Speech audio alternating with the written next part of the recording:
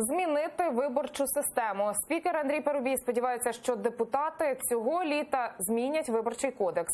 Розгляд цього документу в другому читанні народні обранці почнуть вже у четвер, а ще спробують ухвалити законопроект, який передбачає норму про імпічмент президентові.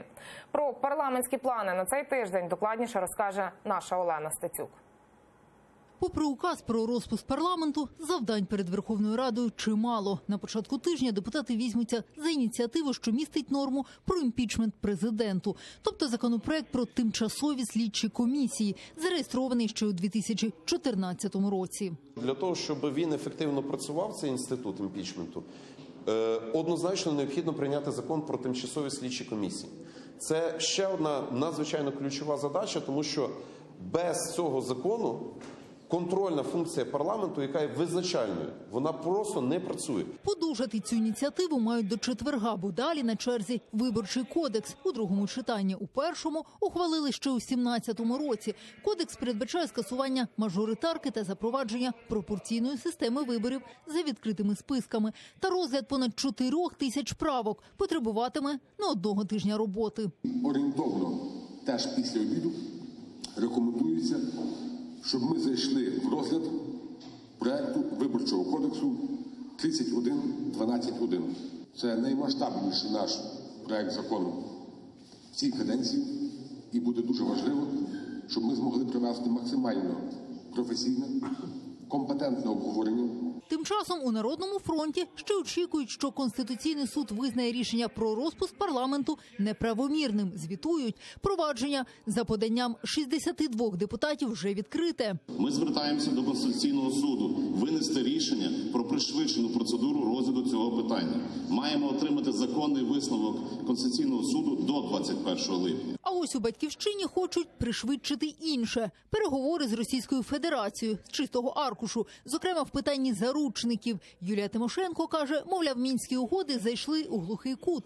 Віце-спікер Ірина Геращенко відповідає, мінус мінські угоди – це мінус санкції. Я хочу звернути увагу, що в тому числі спікер Думи, країни, яка веде проти нас війну, сказала про те, що треба починати переговори з чистого аркушу. В тому числі в зв'язку з обранням нового президента. Треба негайно почати переговори з чистого аркушу. Я думаю, не тільки я з подивом, а почула тільки що нас закликають до чистого листа з людиною, яка поставила 1 березня 2014 року на голосування питання щодо введення військ в Україну. І, як на мене, є військовим злочинцем, причетним до того, що у нас було відшматовано Крим і частину Донбасу. Перший віце-спікер нагадала, завдяки роботі у мінських групах вдалося звільнити понад 150 заручників Кремля. А з початку війни знайти тіла або звільнити понад 3000 осіб. Представник президента у Верховній Раді Руслан Стефанчук закликав парламент негайно розглянути законопроекти, подані Володимиром Зеленським. З вашого дозволу я уникну цю хвилинку політичної агітації, почну з питань, які справді турбують нас. Минулого тижня президентом України на виконання своїх обіцянок було внесено до Верховної Ради законопроект про особливу процедуру усунення президента з поста імпічмент. Дякую, тільки наголошую, що виступи, які йдуть на Погоджувальній раді, це не агітація, а позиція голів фракцій, які здобули довіру в суспільстві. І хочу сказати, що Ірина Геращенко щойно 5 хвилин говорила про заручників, а не про політичну агітацію.